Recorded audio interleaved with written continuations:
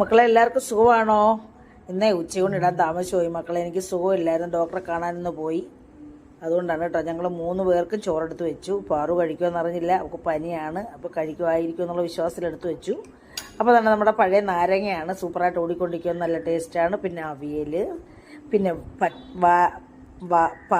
വറ്റ മീൻ, തേങ്ങ മുളക് കറി, പിന്നെ സാമ്പാർ. പിന്നെ ഇന്ന് പച്ചക്കറി വാങ്ങിച്ചപ്പോഴേ ചീത്തയാവുന്ന പച്ചക്കറി എല്ലാം കൂടെ വെട്ടി കണ്ടിച്ച് അവിയലും സാമ്പാറും അങ്ങ് വെച്ച്. നമ്മൾ കിഴങ്ങിട്ടിട്ടില്ല കേട്ടോ അവിയലിനകത്ത്. അപ്പം മക്കളെ ഞാനും കഴിക്കട്ടെ. കുറച്ച് ചോറേ എടുത്തിട്ടുള്ളൂ കേട്ടോ. സാമ്പാറിൻ്റെ കഷ്ണം എല്ലാം കൂടെ കുറച്ച് ഇങ്ങോട്ട് എടുത്തിട്ട്